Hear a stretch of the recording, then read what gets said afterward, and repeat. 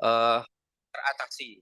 Seperti itu, pengantar mungkin Bapak Yuda Kartika bisa langsung menyampaikan eh, materi yang sekarang kita tunggu-tunggu. Silakan Bapak Yuda, waktu dan tempat kami persilahkan. Baik, terima kasih Pak Riyadi. Suara saya terdengar Bapak Ibu sekalian? Alhamdulillah, kedengar Pak. Ya. Mungkin kami mohon agak dikuatkan sedikit volume di ruangan. Baik, silakan Pak Yuda. Baik, terima kasih Bapak. Assalamualaikum warahmatullahi wabarakatuh. Waalaikumsalam Waalaikumsalam warahmatullahi warahmatullahi wabarakatuh. Ya, mudah-mudahan Bapak Ibu sekalian selalu dalam keadaan sehat walafiat tanpa kurang satu apa. Pertama-tama, yang terhormat para pimpinan di Provinsi Riau, kemudian para perwakilan dari setiap OPD, kemudian juga dari organisasi di pemerintah kabupaten kota di Provinsi Riau.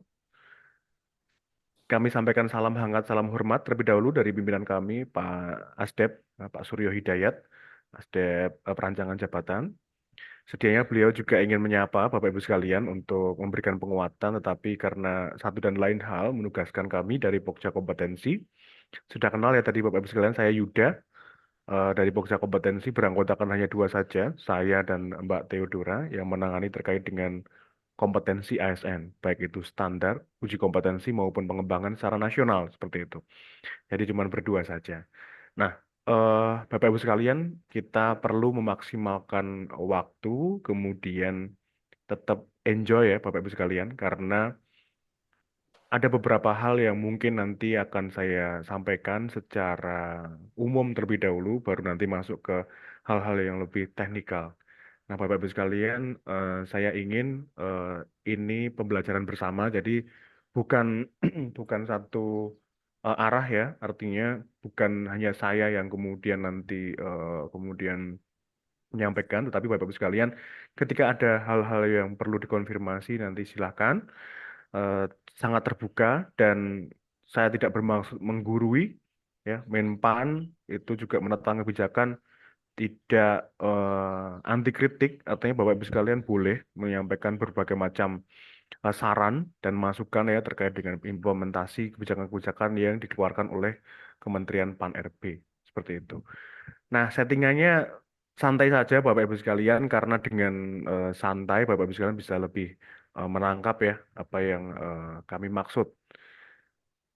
Oke, sebelumnya Bapak Ibu sekalian kita mengenal adanya standar kompetensi jabatan. Apa itu kompetensi, apa itu standar kompetensi nanti akan kami sampaikan, tetapi pada intinya tadi sudah disampaikan oleh Pak Riyadi dan Ibu Sri ya, bahwa kompetensi jabatan di dalam standar itu merupakan hal yang cukup krusial atau penting. Sebab ketika kita akan menempatkan seseorang, kita perlu mengetahui terlebih dahulu standar dalam jabatan itu apa. Jabatannya apa misalnya? Kepala Di bagian yang mana umum kita masih bisa gitu. dapat gitu kan. Ya, kepala bagian umum. Nah, kepala bagian umum memiliki kompetensi apa saja yang diperlukan. Nah, ketika kita akan mendudukkan seseorang ke dalam kepala bagian umum, tentu kita perlu menguji kemampuan atau kompetensi yang bersangkutan yang akan duduk itu sesuai minimal memenuhi standarnya. Berarti filosofi dari standar kompetensi jabatan itu adalah standar minimal yang diperlukan untuk seseorang bisa duduk dalam satu jabatan.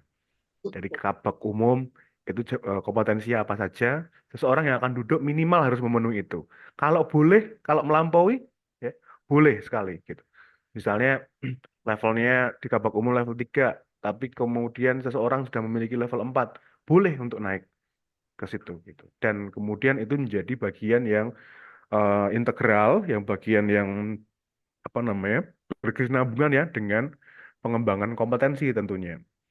Dan ini perlu kerjasama tidak hanya dari pihak pengelola organisasi, tetapi juga dari pengelola kepegawaian maupun para pengembang kompetensi. Dan tentu ketika menjadi atensi dari pimpinan OPD masing-masing, tentu ini menjadi penggerak yang cukup signifikan dalam kita mempercepat pengembangan kompetensi ASN. Bapak Ibu sekalian, terkait dengan dasar hukum, ini masih normatif. Sekarang, saat ini masih dalam proses peralihan ketika ada Undang-Undang Nomor 20 tahun 2023 tentang ASN, pengganti dari Undang-Undang 5 tahun 2024 tentang ASN. Jadi undang-undangnya sudah ganti, tetapi PP, peraturan pemerintahnya, kemudian peraturan menteri yang lain yang lebih teknis, itu masih dalam proses untuk kita sesuaikan. Undang-undangnya sudah ada. Saat ini peraturan pemerintah tentang manajemen ASN sedang dalam tahap harmonisasi. Mudah-mudahan di akhir tahun ini sudah bisa running. Nah, kita masih menggunakan peraturan menteri nomor 38, peraturan menteri Pan RB nomor 38 tahun 2017 tentang standar kompetensi jabatan. Dan ketika nanti direvisi, Bapak Ibu sekalian, kami dapat kemudian secara yakin menyampaikan kepada Bapak Ibu sekalian apa yang kita lakukan hari ini dalam proses penyusunan standar kompetensi jabatan tetap dapat kita lanjutkan. Kenapa? Karena kita tidak akan mengganti metodologinya dan kita kemudian memberikan masa peralihan yang akan cukup panjang. Justru nanti ketika ada revisi terkait dengan peraturan tentang SKJ, kita akan menitik beratkan atau memaksimalkan pada penggunaan standar kompetensi jabatan yang sudah ada sebelumnya. Jadi, Bapak Ibu sekalian, sekarang menyusun dokumen standar kompetensi jabatan masih sangat relevan, masih dapat kita lanjutkan. Kira-kira demikian. Jadi tidak terlalu bermasalah ya, Bapak Ibu sekalian. Untuk urusan regulasi, urusan hukum, kita akan membuat beberapa penyesuaian, tetapi penyesuaian itu kami dari Pokja Kompetensi meyakinkan Bapak Ibu sekalian tetap bisa smooth, tetap bisa soft landing, tetap bisa kita maksimalkan yang kita susun sebelumnya atau hari ini. Dapat kita lanjutkan. Nah, peruntukan dari standar kompetensi jabatan itu sendiri ada cukup banyak. Yang tertuang dalam Peraturan Menteri Pan RB 38 2017, setidaknya ada 7. Nah, kami coba soroti pada uji kompetensi ASN. Gunanya untuk apa, Bapak Ibu sekalian? Standar kompetensi jabatan itu salah satunya adalah untuk uji kompetensi. Tadi di awal kami sampaikan, ketika seseorang akan duduk dalam satu jabatan, ya, standarnya sudah ada, untuk memastikan yang akan duduk itu sesuai, berarti dilakukan uji kompetensi. Nah, dari hasil uji kompetensi tersebut, itu minimal memenuhi standar yang ada. Levelnya, kemudian syarat-syarat jabatannya, dan seterusnya. Kemudian standar kompetensi jabatan bisa juga dimanfaatkan oleh Bapak Ibu sekalian untuk pengembangan kompetensi. Ini ketika pimpinan-pimpinan juga aware terhadap standar kompetensi yang ada, biasanya pimpinan memberikan satu skema ya untuk mengembangkan kompetensi sesuai dengan atau melampaui standar yang ada. Kalau Bapak Ibu sekalian familiar dengan manajemen talenta, standar kompetensi jabatan juga digunakan dalam memetakan talenta yang ada. Misalnya untuk kontestasi internal ya, biasanya seperti itu. Jadi kan manajemen talenta itu ujung pangkalnya adalah bagaimana kita menyusun rencana suksesi pada masing-masing jabatan seluruh jenjangnya. Sehingga Bapak Ibu sekalian memiliki istilahnya talent pipeline, talenta yang berkelanjutan antar satu jenjang ke jenjang yang lebih tinggi, baik itu jabatan struktural maupun jabatan fungsional, sama saja. Nah, dari sanalah Bapak Ibu sekalian kemudian diasumsikan tidak perlu melakukan yang namanya seleksi terbuka kompetitif karena di masing-masing instansi, masing-masing kewenangan PPK itu dapat kemudian memilih mana-mana saja kelompok rencana suksesi yang cocok gitu. Dan itu dikonteskan salah satunya adalah menggunakan standar kompetensi jabatan sebagai bahan. Jadi dapat disimpulkan, Bapak Ibu sekalian, secara sementara ya, bahwa standar kompetensi jabatan ini merupakan alat, merupakan tools, merupakan wahana untuk memanage, untuk mengatur karir seseorang. Seperti itu. Nah, termasuk juga bagaimana kita mengembangkan secara individu. Jadi, individu ASN masing-masing juga memerlukan informasi terkait dengan standar kompetensi atau kamus kompetensi apapun itu terkait dengan kompetensi ASN. Kenapa eh, saya ya kami mendapatkan banyak laporan atau banyak keluhan dari rekan-rekan terutama di daerah bahwa ketika dilaksanakan uji kompetensi, waduh uji kompetensi itu menakutkan, Mas. Uji kompetensi itu eh, tidak menyenangkan lah gitu. Kenapa demikian? Karena Bapak Ibu sekalian masih belum cukup informasinya terkait dengan bagaimana sih uji kompetensi itu dilakukan, kemudian menu-menu uji kompetensinya apa saja gitu. Nah, menu-menu uji kompetensi itu dapat Bapak Ibu intip dari standar kompetensi jabatan. Nah, kira-kira demikian. Bagi individu ASN kita yang mau mengetahui terkait dengan standar kompetensi jabatan itu, dan itu kebanyakan juga dilansir oleh instansi pemerintah, itu sangat berguna bagi kita, para individu ASN ini, untuk bisa mengintip, oh kira-kira materi ujinya seperti apa.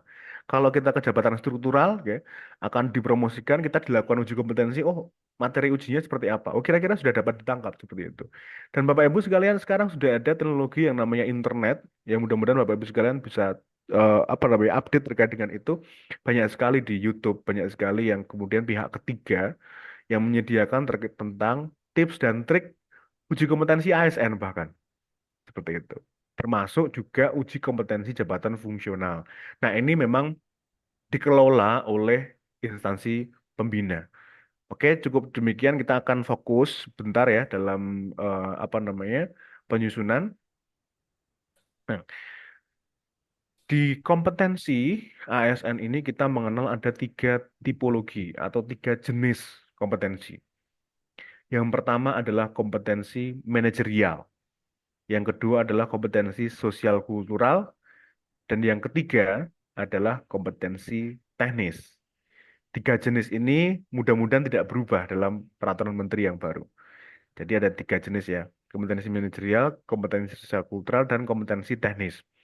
Kalau di luar sana, di luar ASN, kita hanya mengenal dua jenis saja, soft skill dan hard skill, soft competence dan hard competence. Nah, kompetensi manajerial dan sosial kultural yang tampil dalam layar, Bapak Ibu sekalian lewat Zoom maupun layar di ruangan, ini merupakan soft skill, merupakan soft competence. Sementara itu, kompetensi teknis merupakan hard competence. Seperti itu kira-kira. Jadi Bapak Ibu sekalian tidak perlu bingung. Di ASN memang dipecah ya, soft skill-nya ada manajerial dan sosial kultural. Menurut Peraturan Menteri PAN RB 38 2017, ada 8 kompetensi manajerial dan ada satu kompetensi sosial kultural. Dan ini berlaku secara nasional sama. Yang membedakan level jabatannya saja. Level berdasarkan jabatan. Nanti akan saya jelaskan.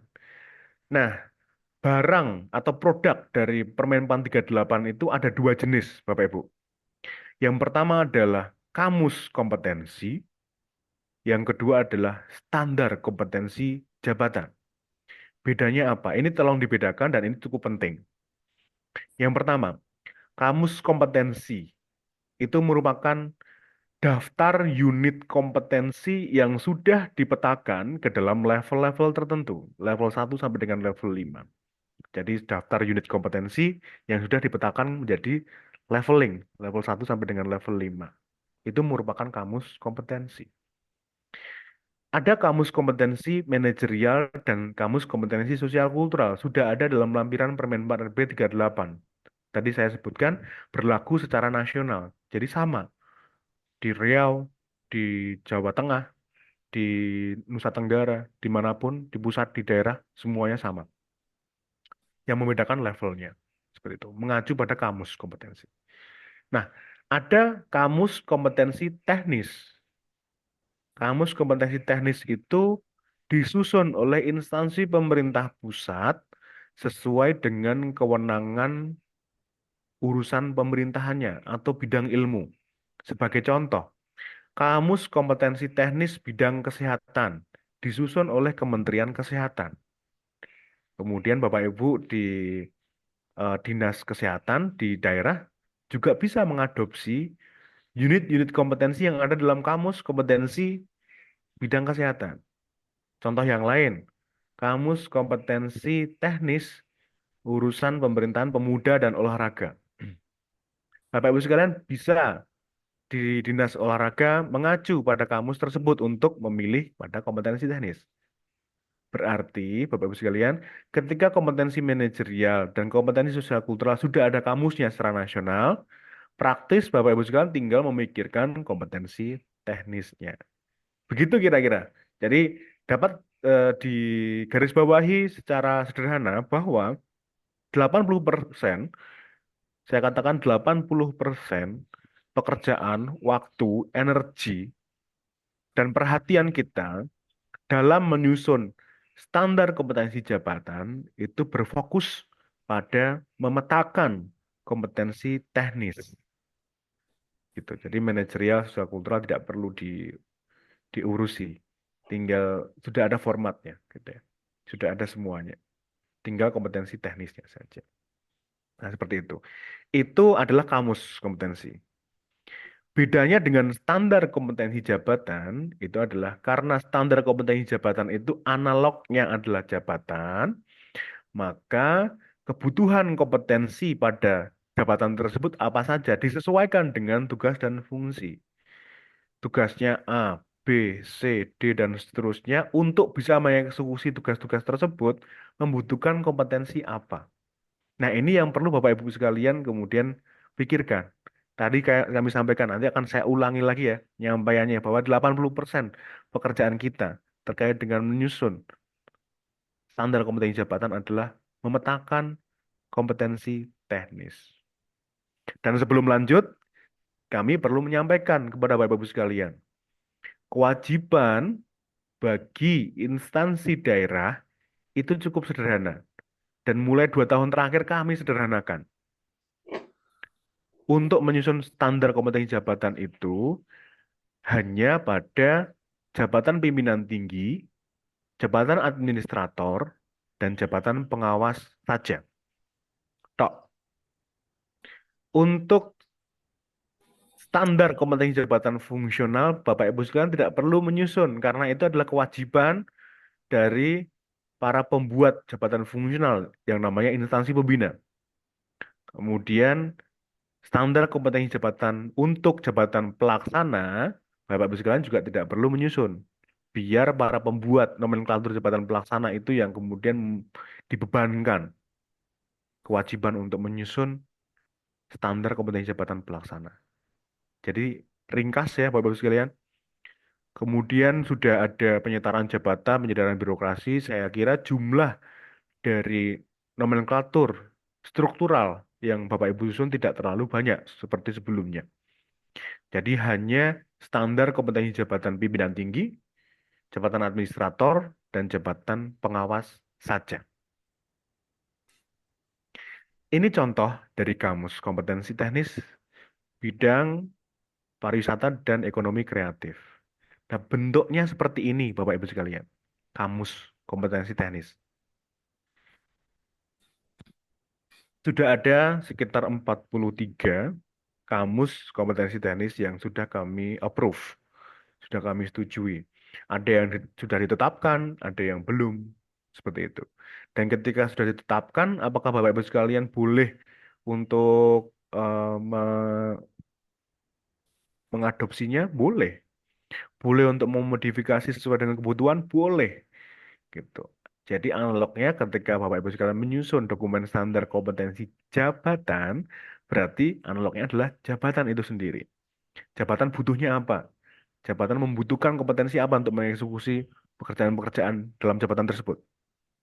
Itu Bapak Ibu sekalian ketika belum menemukan unit-unit kompetensi dalam kamus yang tersedia, atau unit kompetensi dalam kamus yang tersedia sudah ada tapi belum memenuhi kebutuhan Bapak Ibu sekalian atau ada yang perlu disesuaikan, silahkan disesuaikan. Berarti kamus kompetensi teknis ini bersifat kafetaria, boleh dipilih, boleh dimasak lagi oleh Bapak Ibu sekalian, ya, untuk disesuaikan dengan jabatan masing-masing. Nah, format kamus itu sendiri Kalau Bapak Ibu sekalian sudah bisa googling kan banyak sekali yang ada di Google ya, Kamus Kompetensi Teknis. Itu ada nama kompetensinya apa, kemudian mendefinisikan kompetensi itu sendiri agar ada batas ya antar satu kompetensi dengan kompetensi yang lain. Kemudian yang paling penting adalah level dari masing-masing unit kompetensi. Jadi nomor satu ini misalnya Bapak Ibu sekalian, penyusunan kebijakan pariwisata dan ekonomi kreatif. Ini merupakan unit kompetensi. Ya, istilahnya unit kompetensi. Kemudian ada level yang mencerminkan masing-masing penguasaan. Level satu, level 2, level 3 sampai dengan level 5. Seperti itu. Dan kemudian ada deskripsi masing-masing levelnya untuk menggambarkan bedanya antar satu level dengan level yang lain dan indikator perilaku atau indikator kompetensi sama saja. Itu adalah breakdown, adalah turunan yang lebih teknis bagaimana cara mengukur, bagaimana cara melihat ya kemampuan atau indikator dari masing-masing level di dalam satu unit kompetensi yang sama. Jadi Bapak Ibu di dinas misalnya, Bapak Ibu sekalian di dinas eh, pariwisata, ya. Ini ada penyusunan kebijakan pariwisata dan ekonomi kreatif. Ketika tidak ada ekonomi kreatifnya, bagaimana yang perlu dilakukan? Ekonomi kreatifnya dihapus. Nanti eh yang di bagian ekonomi kreatif di indikator juga silakan dihapus. Nanti dikopikan saja ke dalam dokumen standar kompetensi jabatan. Seperti itu. Ketika Bapak Ibu sekalian sudah memetakan terlebih dahulu kebutuhan masing-masing jabatan itu apa saja gitu ya, unit kompetensinya. Jadi unit kompetensinya dulu yang kemudian Bapak Ibu tulis. Kita buat skema terlebih dahulu, itu fix, itu sudah solid, baru kita masuk ke dalam dokumen standar kompetensi jabatan. Nah, ini merupakan format ya, dari substansi standar kompetensi jabatan dalam dokumen, format dokumennya. Ada 3 bagian, Bapak Ibu, identitas jabatan, kompetensi jabatan, dan bagian terakhir adalah persyaratan jabatan. Kita coba satu-satu ya. Identitas jabatan. Identitas jabatan itu ada nama jabatan, misalnya ini contohnya di pusat ya. Contohnya di daerah berarti di sini adalah sekretaris daerah misalnya. Sekretaris daerah. Kemudian kelompok jabatannya, jabatan pimpinan tinggi Pratama. Gitu. Misalnya seperti itu. Kalau di provinsi berarti sekretaris daerah, kelompok jabatannya jabatan pimpinan tinggi Madya karena eselon 1. Urusan pemerintah, untuk di bagian kesekretariatan manapun, baik baik itu di sekretariat daerah maupun sekretariat dinas atau OPD, dinas atau badan, itu silahkan urusan pemerintahnya dituliskan kesekretariatan. Kesekretariatan. Kemudian di bagian teknis, misalnya Dinas Pendidikan dan Kebudayaan. Katakanlah seperti itu. Kepala dinasnya itu jabatan pimpinan tinggi Pratama. Kemudian urusan pemerintahannya adalah urusan pemerintah bidang pendidikan dan kebudayaan. Langsung dituliskan pendidikan dan kebudayaan. Bagi sekretaris Dinas Pendidikan dan Kebudayaan, berarti urusan pemerintahannya adalah kesekretariatan. Seperti itu. Bisa dipahami ya Bapak Ibu.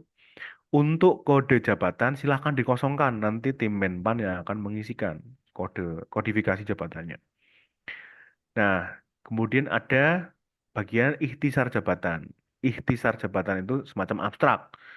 Ini merupakan dapat ditulis tugas dan fungsi ya, merupakan minimal penulisan tugas dan fungsi yang ada dalam masing-masing jabatan yang Bapak Ibu susun.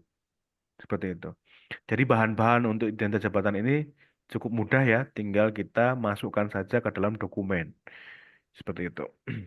Kemudian bagian inti dari dokumen standar kompetensi jabatan. Ada 3 bagian, bagian intinya ya, Bapak Ibu sekalian tadi. Kompetensi manajerial, kompetensi sosial kultural, dan kompetensi teknis. Saya ulangi lagi, kompetensi manajerial dan kompetensi sosial kultural sudah ada. Tinggal disesuaikan saja ya semua masing-masing levelnya, formatnya sudah ada juga. Berarti Bapak Ibu sekalian hanya terbatas ya fokusnya pada menyusun kompetensi teknis. Tidak terlalu serumit itu untuk menyusun kompetensi teknis. Jadi dapat kami sampaikan tadi 80% energi waktu perhatian kita dalam menyusun dokumen standar kompetensi jabatan pada bagian C ini, pada bagian kompetensi teknis. Kita petakan terlebih dahulu unit kompetensi teknisnya apa saja yang dibutuhkan, baru nanti kita sesuaikan. Kalau itu di JPT Pratama berarti di level 4, kemudian di administrator berarti di level 3 dan seterusnya, seperti itu ya. Itu nanti coba kita akan sisir. Kemudian, Bapak Ibu sekalian, bagian terakhir dalam standar kompetensi jabatan, dalam dokumen, ini ada yang namanya persyaratan jabatan di bagian terakhir. Ada 5 jenis persyaratan, Bapak Ibu. Pendidikan, pelatihan, pengalaman kerja, pangkat, dan indikator kinerja jabatan. Nah, kemudian di kanan ini ada tingkat pentingnya terhadap jabatan. Ada checklist, checklist mutlak, checklist penting, dan checklist perlu. Bedanya apa, Bapak Ibu? Mutlak itu mengunci. Jadi seseorang yang belum memiliki checklist di mutlak itu belum bisa mengikuti uji kompetensi. Syarat-syarat yang di checklist di mutlak itu belum bisa mengikuti uji kompetensi untuk duduk dalam jabatan tersebut. Kalau penting itu tidak mengunci, tapi penting itu sangat relevan dengan tugas jabatan. Jadi syarat itu sangat relevan dengan tugas jabatan. Kemudian perlu itu sunnah sifatnya, boleh ada atau boleh tidak. Dan tingkat pentingnya terhadap jabatan ini hanya dikenakan pada 2 jenis persyaratan saja, yakni pelatihan dan pengalaman kerja. Seperti itu. Nah, kira-kira demikian. Jadi contoh-contoh sudah ada semua, tinggal nanti dimaksimalkan ya. Tentu disesuaikan dengan kondisi Bapak Ibu masing-masing. Kita coba sorot di beberapa bagian. Pendidikan jenjang langsung dituliskan saja minimal sarjana gitu atau diploma 4. Seperti itu. Kalau itu di eselon 4 kalau tidak salah tetap sarjana juga. Di pelaksana tergantung pelaksananya apa. Kalau misalnya Bapak Ibu sekalian mau nyusun itu. Kemudian bidang ilmu nanti dituliskan yang paling relevan dulu apa, kemudian ditambahkan lagi dan bidang ilmu lain yang relevan dengan tugas jabatan. Itu untuk membuka peluang bagi bidang-bidang ilmu yang lain. Seperti itu. Kalau itu Bapak Ibu sekalian pengen mengunci, misalnya hanya menuliskan di sini untuk kepala dinas pendidikan, bidang ilmu di pendidikan misalnya. Boleh atau tidak? Boleh. Tapi prakteknya nanti tetap bisa, karena tidak ada checklist. Mutlak, penting, dan perlu, tidak di checklist di mutlak juga. Jadi bisa. Tidak ada peraturan perundang-undangan yang menyalahi. Gitu. Untuk kepala dinas pendidikan harus dari sarjana pendidikan. Tetapi, Bapak-Ibu sekalian, perlu dikontestasi dari kepemilikan kompetensi teknis ya, yang ada yang harus ada pada kepala dinas pendidikan. Jadi peruntukannya seperti itu jadinya. Siapa yang memiliki kompetensi teknis paling mumpuni dan keseluruhan kompetensi yang paling mumpuni, dialah yang berhak untuk menduduki suatu jabatan. Seperti itu. Nah, pengalaman kerja inilah yang kemudian Bapak Ibu sekalian boleh untuk di checklist di mutlak. Dan ini sesuai dengan PP, peraturan pemerintah. Dan pengalaman kerja sesuai dengan peraturan pemerintah ini sifatnya minimalis, pasti terpenuhi pada jenjang-jenjang tertentu. Pangkat normatif, indikator kinerja jabatan, tidak perlu Bapak Ibu risaukan. Indikator kinerja jabatan ini merupakan alat bantu untuk menilai kompetensi seseorang sebelum duduk. Jadi bukan setelah duduk dalam jabatan. Indikator kinerja jabatan ini bukan untuk menilai seseorang setelah duduk dalam jabatan tersebut, tetapi sebelum duduk. Berarti ini peruntukannya bagi asesor, bagi para penilai kompetensi, ini peruntukannya adalah bagaimana merepresentasikan kepemilikan kompetensi pada satu jabatan, outputnya seperti apa. Kalau outputnya seperti apa, yang bersangkutan, para penggali kompetensi, para penilai kompetensi itu bisa menggali penguasaan seseorang dalam satu bidang tertentu, dalam satu kompetensi tertentu. Seperti itu.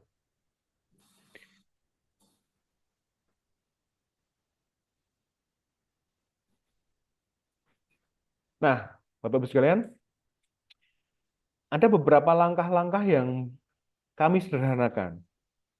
selama 2 tahun terakhir tentu banyak trial dan error ya yang kita coba ke rekan-rekan di pemerintah daerah.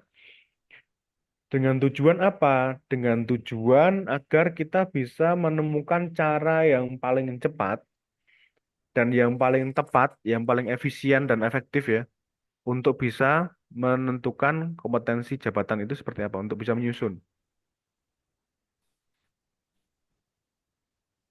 Nah, yang pertama perlu dilakukan oleh Bapak Ibu adalah menyusun jabatan apa saja ya, membuat list jabatan apa saja yang akan disusun standar kompetensinya.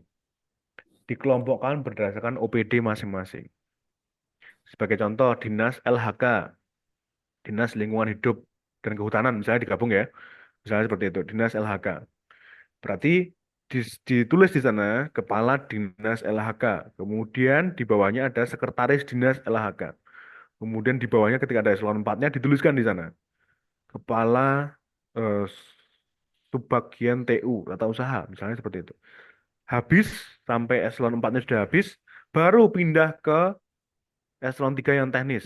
Kepala Bidang Lingkungan Hidup, misalnya seperti itu. Kemudian kalau ada bawahnya yang masih tersisa di eselon 4, di teknisnya, selesaikan itu. Kemudian ketika sudah selesai, baru beranjak ke eselon 3 yang lain. Sampai selesai, seperti itu. Jadi itu membuat Bapak Ibu lebih mudah untuk memetakan kebutuhan kompetensinya. Diurutkan tadi ya, berdasarkan jenjangnya, ya. Dikelompokkan berdasarkan masing-masing OPD, masing-masing ruang lingkup kita selesaikan terlebih dahulu, baru beranjak ke ruang lingkup yang lebih lanjut. Kita mulai dari sekretaris dulu, baru nanti ke teknis. Seperti itu agar lebih mempermudah, Bapak Ibu sekalian. Kemudian mencari rujukan kompetensi teknis melalui kompetensi yang telah ditetapkan. Ini bersumber dari mana? Dari kamus kompetensi teknis. Bisa. Dari contoh-contoh di kabupaten dan provinsi lain bisa. Tapi Bapak Ibu sekalian percuma ketika Bapak Ibu sekalian hanya melihat contoh gitu dan hanya ibaratnya mengkopikan seperti itu. Tentu sebaran dari nomenklatur di masing-masing OPD itu tentu berbeda-beda. Di masing-masing daerah tentu berbeda-beda. Ada yang OPD-nya digabung Dinas Perikanan dengan eh, pertanian, ada yang seperti itu. Ada yang bahkan perikanan digabung dengan perhubungan. Ada juga yang seperti itu. Itu tentu perlu Bapak Ibu sekalian apa namanya perhatikan dan tentu Bapak Ibu sekalian perlu untuk bisa melihat ya kesesuaian pada masing-masing kebutuhan di jabatan-jabatan tersebut. Oke. Kemudian tahap ketiga Bapak Ibu sekalian, kita ini ada satu amanat dari Undang-Undang 23 tentang otonomi daerah, yakni advokasi kebijakan otonomi daerah. Kompetensi teknis ini wajib bagi Bapak Ibu di pemerintah daerah, bagi jabatan-jabatan struktural di pemerintahan daerah. Seperti itu. Kamusnya sudah ada, tinggal digunakan saja. Dan kompetensi teknis ini dalam setiap jabatan itu ada batasannya Bapak Ibu. Maksimal jumlahnya itu 6 kompetensi teknis. Minimalnya 3 kompetensi teknis. Nah, kalau Bapak Ibu sekalian sudah memiliki satu amanat, yakni advokasi kebijakan otonomi daerah, berarti kalau Bapak Ibu sekalian minimalis sekali, tinggal memikirkan 2 kompetensi teknis lagi. Gitu. Dari di tahap ini Bapak Ibu sekalian sudah cukup sederhana kan? Gitu. Kalau Bapak Ibu sekalian minimalis, bisa memetakan 2 kompetensi tambahan lagi. Karena minimalnya adalah 3 unit kompetensi. Maksimalnya 6 unit kompetensi. Nah, nomor 5 ini ketika Bapak Ibu sekalian tidak menemukan kamus kompetensi yang sesuai dengan OPD di Bapak Ibu bisa menyusun indikator kompetensi sesuai dengan eh, level kompetensi teknisnya. Ya, cara-cara menyusun indikatornya nanti kami sampaikan, tetapi ketika Bapak Ibu sekalian tidak menemukan kamus yang cocok ya dengan unit kompetensi yang Bapak Ibu perlukan, bisa menyusun sendiri dan tidak perlu ditetapkan. Itu untuk mempermudah Bapak Ibu sekalian dalam memetakan kebutuhan kompetensi pada masing-masing jabatannya. Kemudian ketika Bapak Ibu sekalian sudah menemukan kamus kompetensi, unitnya cocok, tapi indikator-indikatornya perlu Bapak Ibu sesuaikan, tinggal disesuaikan. Tadi yang saya sebutkan ya, misalnya penyusunan kebijakan bidang pariwisata, tidak ada ekonomi kreatifnya, misalnya seperti itu. Ekonomi kreatifnya dibuang atau dihapus. Itu boleh. Meskipun kamus kompetensi teknis bidang pariwisata dan ekonomi kreatif sudah ditetapkan oleh Kementerian Parekraf. Silahkan, tidak masalah. Kami memperbolehkan untuk mengmodifikasi kamus kompetensi. Karena tadi ya, kamus kompetensi teknis sifatnya kafetaria, misalnya boleh dipilih oleh Bapak Ibu sekalian, boleh dimasak ulang gitu ya, sesuai dengan kebutuhan. Kebutuhannya apa? Menyusun dokumen standar kompetensi jabatan.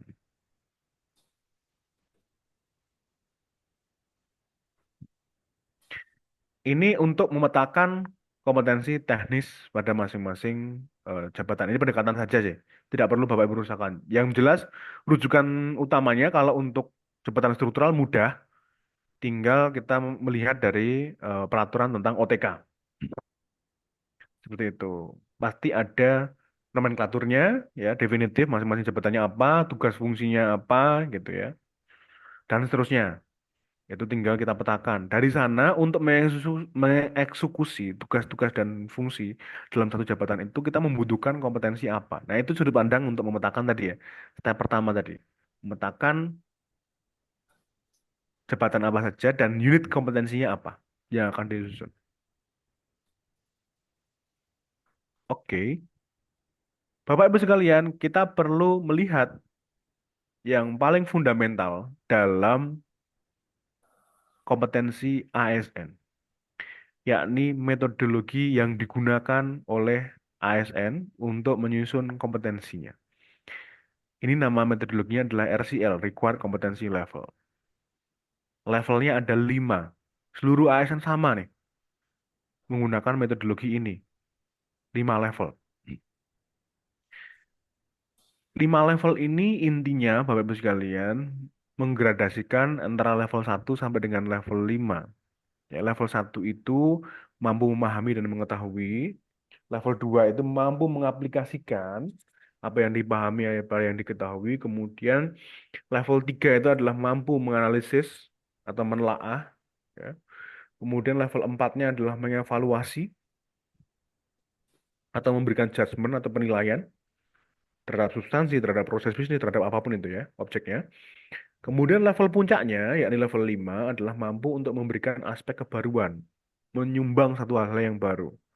Baik itu rekomendasi, baik itu sifatnya apa namanya teoretikal maupun proses apapun yang sifatnya kebaruan itu di level 5. Nah, maka yang jelas pada masing-masing level ini tentu harus berbeda. Kenapa demikian? Karena nanti diterapkan pada masing-masing jenjang jabatan itu akan berbeda pula. Tadi ya, misalnya terkait dengan eh, Dinas Pendidikan nih, ada unit kompetensi terkait dengan pelaksanaan, misalnya advokasi kebijakan bidang pendidikan dan kebudayaan, katakanlah seperti itu. Itu sebagai unit kompetensi. Berarti di dalam unit kompetensi advokasi kebijakan bidang pendidikan dan kebudayaan itu ada 5 level. Level 1 sampai dengan level 5.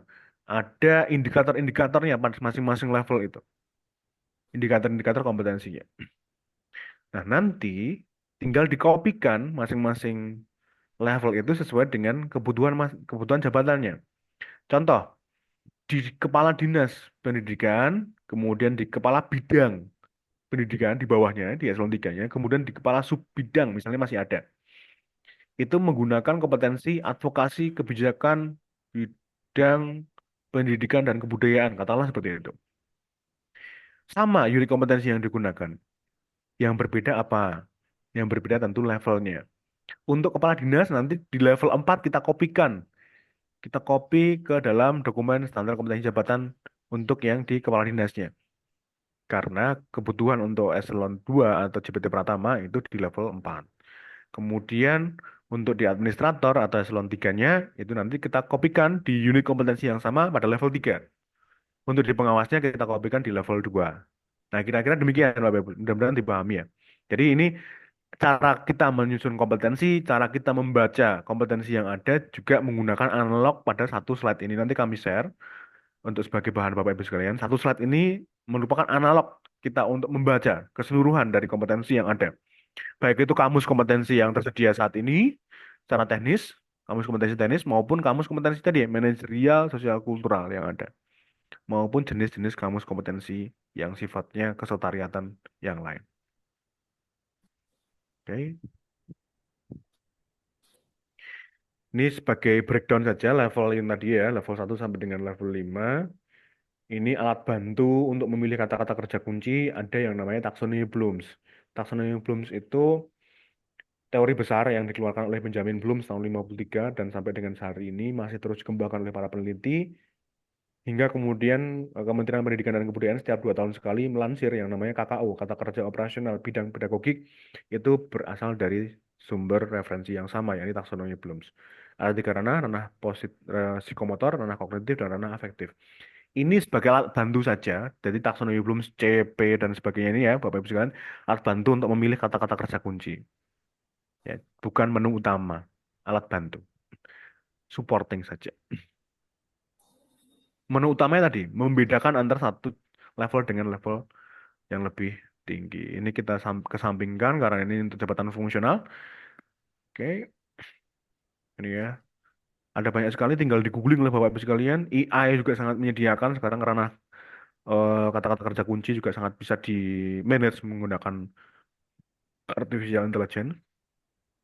Sangat mudah sekarang. Ini sifat pekerjaan yang mencerminkan masing-masing level. Ini yang tentu penting tadi ya, job dimension ya, yang penting untuk membedakan masing-masing level itu tentu berbeda, tergradasi dengan baik. Kata-kata kerja kunci itu sebagai alat bantu saja. Jadi tidak masalah ya Bapak Ibu sekalian dengan ini. Oke, saya skip saja, saya tidak akan menambah variabel Bapak Ibu sekalian terlalu banyak. Oke, ini yang penting Bapak Ibu. Ketika tadi sudah terpetakan, Bapak Ibu sudah menentukan jabatannya apa saja, ya, yang akan disusun standar kompetensi jabatannya. Kemudian Bapak Ibu sekalian sudah memetakan unit kompetensi teknisnya apa saja pada masing-masing jabatan tersebut. Tadi minimal berapa? 3, maksimalnya 6. Sudah ada satu advokasi kebijakan otonomi daerah. Bapak Ibu sekalian tinggal memikirkan minimal 2 lagi. Nah, untuk bisa memasukkan ke dalam standar kompetensi jabatan, kita mengacu pada metodologi RCL ini, distribusi kompetensi teknis. Ini untuk kompetensi teknis saja. Berarti Bapak Ibu sekalian praktis kebanyakan di rekan-rekan di daerah itu hanya menyusun tadi ya kewajibannya. Jabatan pimpinan tinggi, pratama, jabatan administrasi, administrator, dan pengawas. 3 jenis jabatannya aja, pratama, administrator, dan pengawas. Kalau di provinsi ketambahan satu untuk Pak Sekda ini yakni untuk jabatan sekretaris daerah yakni di JPT Madya. Nah, kompetensi teknis yang diperlukan sederhana, Bapak Ibu sekalian. JPT Pratama dominasi di level 4. Ini kenapa kami membuat peluang ya, boleh 5, boleh 3, tapi dominannya 4 untuk kebutuhan diversifikasi jabatan saja. Masing-masing jabatan tentu membutuhkan kompetensi teknis, penekanan kompetensi teknis pada tertentu gitu. Tapi boleh nggak untuk level 4 semua? Boleh, tidak masalah gitu ya. Kami memberikan peluang itu tadi ya untuk ada jabatan-jabatan tertentu yang membutuhkan kompetensi teknis yang lebih kencang dibanding kompetensi teknis yang lain, boleh untuk dinaikkan level 5, tapi dominasi tetap di level 4. Kami sarankan ketika Bapak Ibu sekalian main aman, berarti di level 4 saja semuanya untuk JPT Pratama. Untuk administrator atau eselon 3 itu dominan level 3 boleh, level 3 semua gitu. Nah, untuk pengawas ini kalau kami sarankan 50-50. Jadi boleh misalnya ada 4 kompetensi teknis, 2 di level 2, 2 di level 3. Seperti itu. Kalau 6 kompetensi berarti 3 kompetensi di level 2, 3 kompetensi di level 3. Kalau 5 seperti apa? Silahkan, tidak masalah. Mau didominasikan pada level 3 boleh, mau didominasikan pada level 2 boleh. Untuk jabatan pengawas atau eselon 4. Dapat dipahami ya Bapak Ibu, nanti tolong dikonfirmasi kalau ada hal-hal yang perlu saya ulang atau saya perdalam, pertajam untuk terkait dengan memasukkan unit kompetensi teknis ke dalam standar kompetensi jabatan tadi. Oke, kalau sudah disusun, nantinya perlu dilakukan evaluasi terhadap standar yang ada. Tentu yang pertama kali adanya feedback ya dari pemangku kepentingan para pejabat yang bersangkutan gitu ya. Ketika nanti sudah tersusun nih jabatannya, standar kompetensi jabatannya, bisa dimintakan feedback atau masukan dari masing-masing pejabat yang sudah duduk maupun cross ya dari pejabat-pejabat lain seperti itu yang di lingkungannya dan di sekitarnya.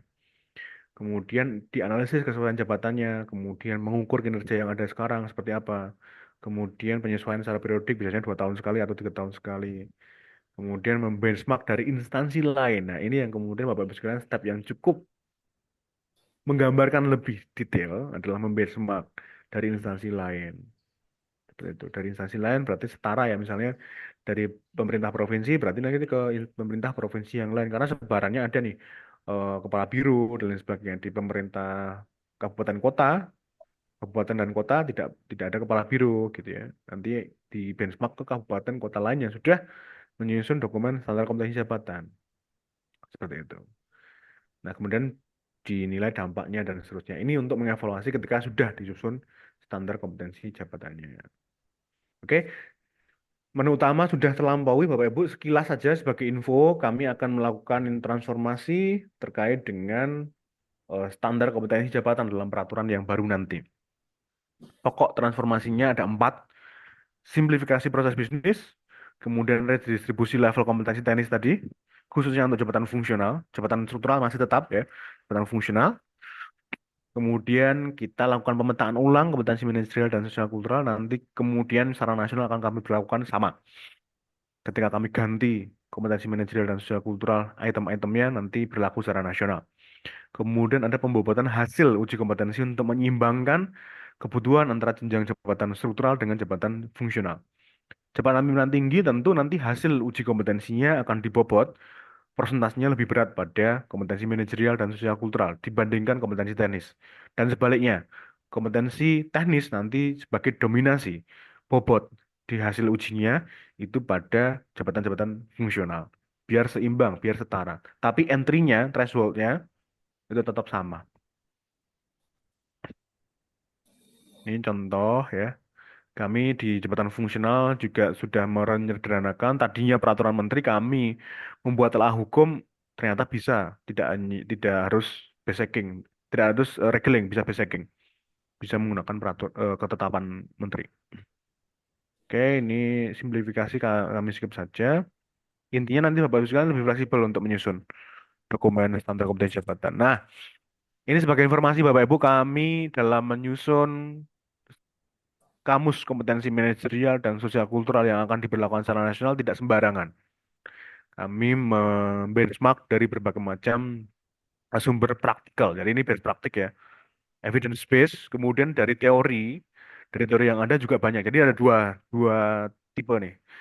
Best practice ya, berdasarkan praktek dengan berdasarkan teoretikal. Berdasarkan praktek ini salah satunya adalah ini masuknya teoretikal.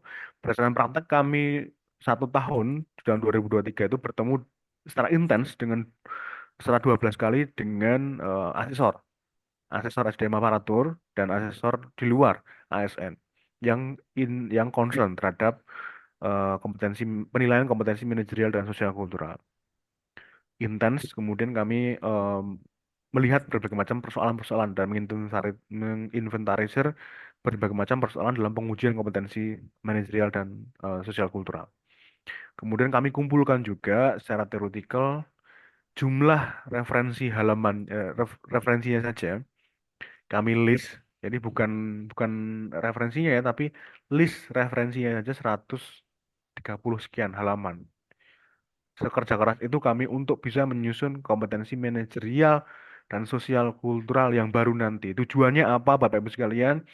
Kami memiliki cita-cita yang cukup sederhana bahwa di tahun 2031 kita memiliki para pemimpin di ASN ini yang tidak hanya mau dan mampu mengembangkan dirinya sendiri, tetapi juga mau dan mampu untuk bisa mengembangkan anak-anak buahnya melalui proses pembelajaran, dan kita ke depan akan mengembangkan, ya, step jangka panjangnya adalah mengembangkan budaya pembelajaran di seluruh instansi baik di daerah maupun di pusat.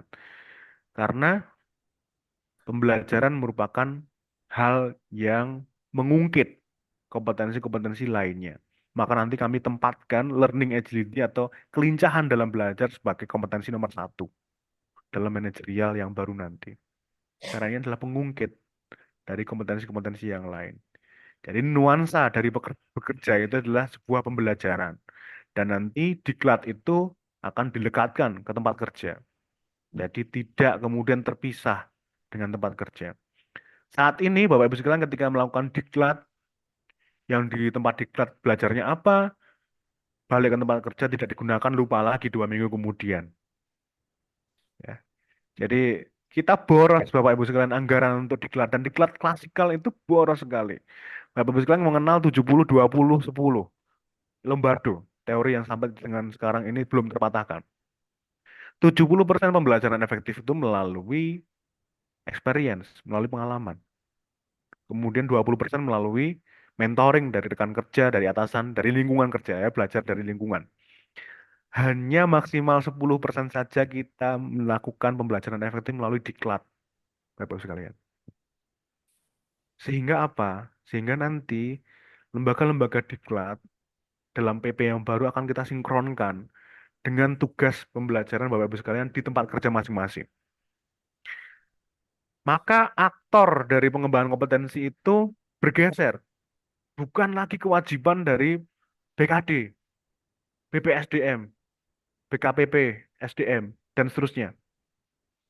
Tapi adalah individu ASN masing-masing, kita memiliki kewajiban untuk mengembangkan kompetensi melalui apa? Melalui pembelajaran di tempat kerja. Dan aktor kedua yang tak kalah penting dalam pembelajaran itu siapa? Yang pengungkit maksimal, yang bisa memberikan penugasan bagi kita, yakni pimpinan-pimpinan kita. Berarti tadi kami sampaikan kita punya cita-cita sederhana, 2031 kita bisa memilih sebanyak mungkin minimal 33,6% critical mass pimpinan-pimpinan di ASN seluruh jenjangnya memiliki kemampuan minimal untuk bisa mengembangkan orang lain di tempat kerjanya. Ini akan menjadi pengungkit. Sehingga ketika 2031 sudah mulai seperti itu, cita-cita kita Indonesia emas itu bukan isapan jempol belaka, bukan menembak pada ruang yang kosong. Kita bisa memiliki step yang pasti terhadap itu, dan ASN menyumbang terhadap berlangsungnya Indonesia emas. Atau kalau terjadi sebaliknya berarti 2024, 2045, maaf, itu bukan Indonesia emas lagi tapi Indonesia cemas, Bapak Ibu sekalian. Nah, ini sepenting itu ternyata nanti, tapi jangka panjang. Nah, hal yang penting tapi jangka panjang jarang kita menjadi sorotan, ya. Di tempat kerja kita sehari-hari, ya, kita sering kali mendapatkan tugas itu kalau kita bagi kuadrannya antara urgent dan penting, itu biasanya kita mendapatkan tugasnya yang tidak terlalu penting tapi urgent, gitu, ya. Tidak penting tapi urgent itu terlalu banyak, gitu. Yang penting tapi urgent jarang terjadi. Tapi yang penting tapi tidak urgent itu banyak, Bapak Ibu sekalian. Salah satunya adalah kompetensi jabatan. Seperti itu. Nah, nanti ada banyak kompetensi manajerial yang baru. Cuman ini masih rancangan, masih berkemungkinan untuk berubah. Sehingga nanti kami akan mencoba untuk memangkas agar lebih sederhana. Kenapa? Karena semakin maju sebuah negara, kebutuhan kompetensi manajerialnya semakin sedikit. Oke,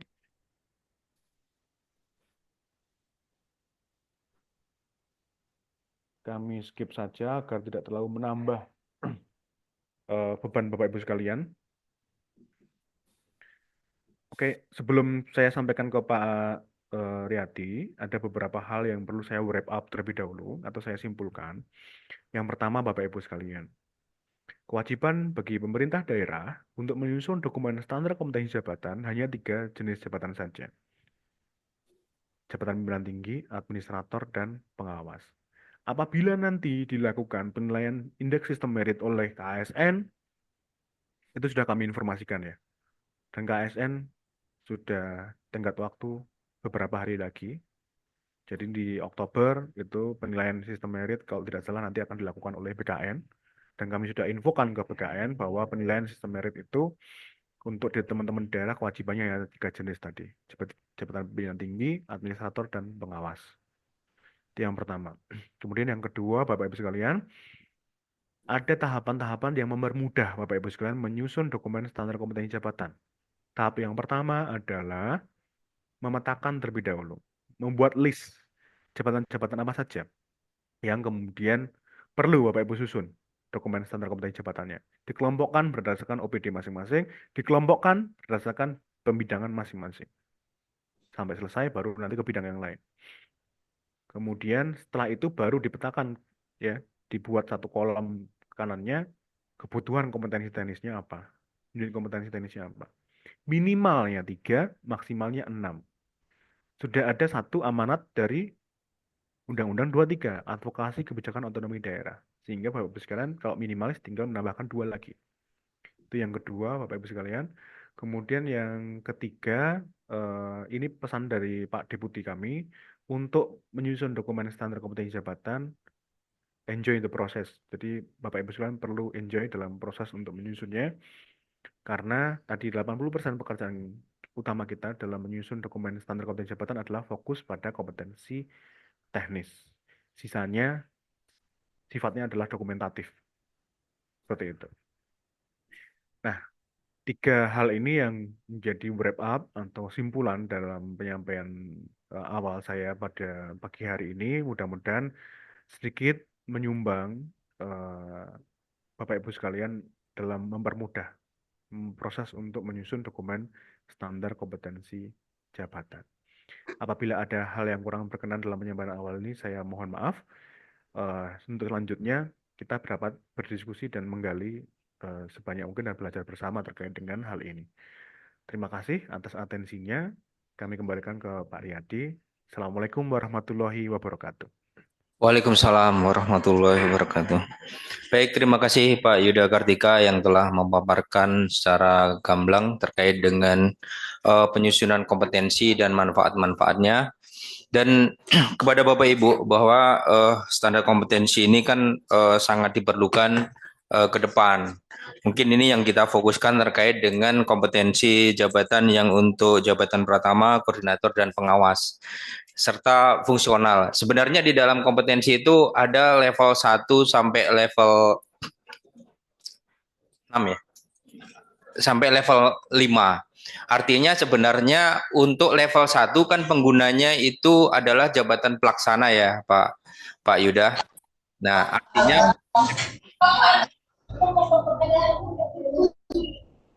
artinya konsep penyusunan SKJ ini sebenarnya dimulai dari level 1. Level 1 itu siapa-siapa aja penggunanya gitu kan, seperti pelaksana. Apakah nanti juga pelaksana ini akan diwajibkan untuk menyusun gitu ya, untuk menyusun, karena di situ sudah ada level 1. Nah, seperti itu.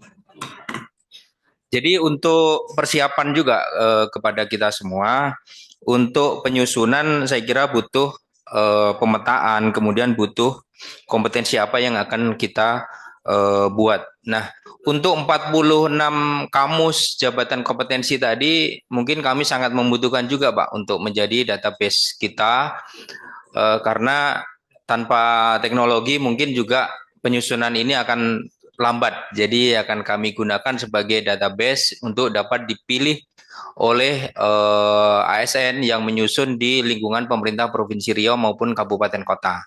Nah, seperti itu juga Pak. Nanti mohon dukungannya untuk data kamus kompetensi. Siap Pak, nanti di-share sama Mbak Teo. Aman Pak. Oke, siap. Terima kasih. Kemudian untuk sesi berikutnya, Bapak Ibu, ini ada juga BKD, Ibu Yulia, yang memang juga berkompeten di di bidang SKJ mungkin bisa di juga existing yang penyusunan SKJ yang ada di lingkungan pemerintah Provinsi Riau ini untuk sekarang kondisinya. Begitu Bu Yulia, mungkin bisa dilihat prosesnya. Nah, nanti apa-apa yang diperlukan kira-kira ini bermanfaat untuk ASN provinsi maupun dalam rangka manajemen kepegawaian bisa disampaikan seperti itu. Silakan Mbak Yulia untuk mengawali membuka tanya jawabnya.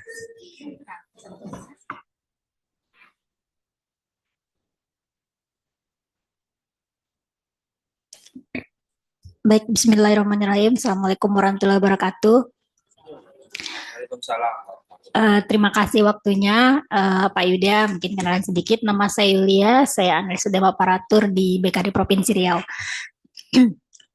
Mungkin kita seperti tadi yang disampaikan sama Mas Riyadi, mungkin kita aku mungkin berusaha sedikit menjelasin terkait SKJ kita sekarang ini. Memang beberapa waktu yang lalu kita udah sempat menyusun gitu ya Mas ya, terkait penyusunan SKJ itu juga udah ada dari JPT Pratama, pengawas, administrasi, dan pelaksana.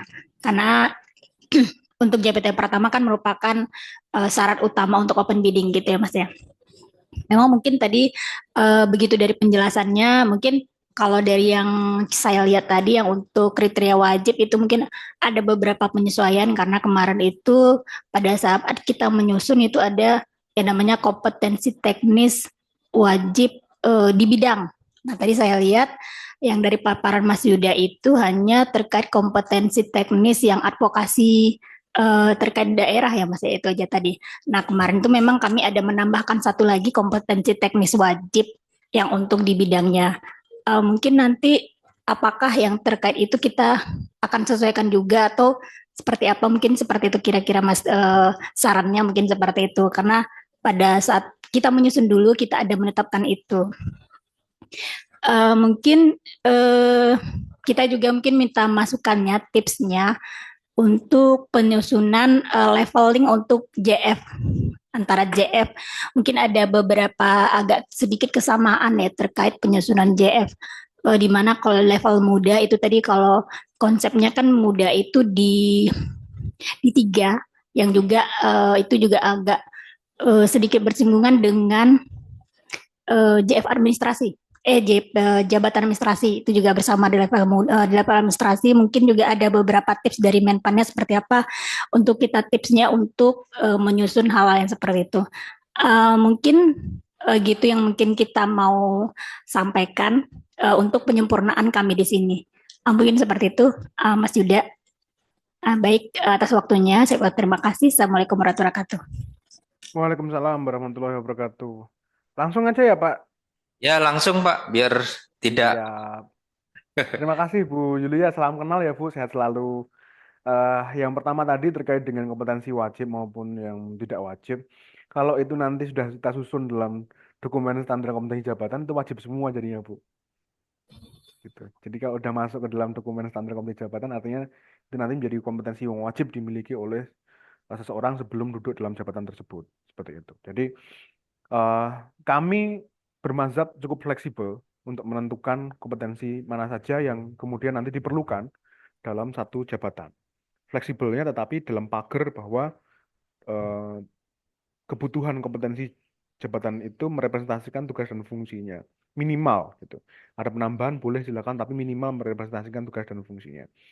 Nah, tadi emang ada satu amanat ya, ini dari rekan-rekan Kementerian Dalam Negeri untuk menambahkan advokasi kebijakan otonomi daerah pada seluruh jabatan struktural di rekan-rekan di daerah. JPT Pratama, administrator, pengawas, semua ada advokasi kebijakan otonomi daerah. Nah, seperti itu ya Bu. Jadi ketika ada penambahan kompetensi wajib bidang seperti itu sama saja. Jadi nanti semua jadi wajib. Misalnya bidang yang lain ya, terkait dengan kesetariatan, itu nanti terkait dengan pengelolaan anggaran gitu ya. Jadi wajib juga gitu. Kalau dalam dokumen standar kontur jabatan kan berbunyinya seperti itu akhirnya gitu. Jadi ada slot 6 unit kompetensi teknis, silakan dimaksimalkan dengan baik gitu. Kemudian ada yang kedua tadi Bu terkait dengan kompetensi jabatan fungsional. Standar kompetensi jabatan fungsional Bapak Ibu sekalian tidak perlu memikirkan. Jadi Bapak Ibu sekalian sederhana saja. Jadi Bapak Ibu sekalian tidak perlu memikirkan yang standar kompetensi jabatan fungsional. Apakah Bapak Ibu sekalian boleh menyusun standar kompetensi jabatan fungsional? Boleh, tapi untuk apa gitu. Tidak bisa dimanfaatkan juga karena penggunaannya dilakukan oleh instansi pembina gitu. Justru kami sayang sama Bapak Ibu sekalian, kami khawatir Bapak Ibu sekalian menyusun sesuatu yang tidak akan digunakan gitu. Standar kompetensi jabatan fungsional itu biarlah tadi ya para instansi pembina yang mereka mengusulkan untuk membentuk satu jabatan fungsional, mereka yang harus bertanggung jawab untuk menyusun dokumen standar kompetensi jabatan fungsionalnya. Dan sekaligus mereka juga melakukan uji kompetensinya. Biasanya seperti itu.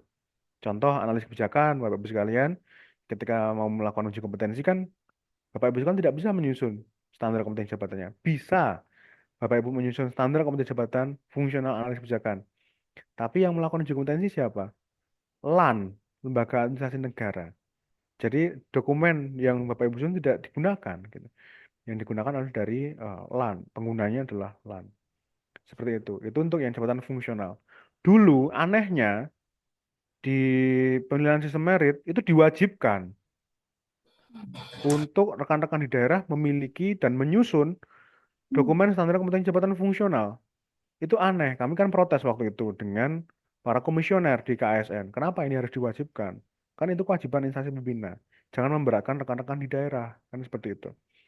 Nah, tentu dalam prosesnya ada beberapa verifikator yang belum terinfo dan lain sebagainya. Seperti itu. Kalau tidak salah sekarang sudah di cut off, sudah tidak ada penilaian lagi oleh KSN karena KSN eh, 1 Oktober sudah tidak ada gitu ya. 1 Oktober sudah tidak ada, dipindahkan tugas untuk penilaian sistem merit ke BKN. Di BKN nanti kami sudah infokan bahwa itu nanti kewajiban teman-teman di daerah hanya di eh, JPT, administrator dan pengawas. Sementara untuk level tadi tidak perlu dirisaukan juga, Bu. Level 3 di ahli muda sama dengan level 3 di jenjang administrator di eselon 3 gitu.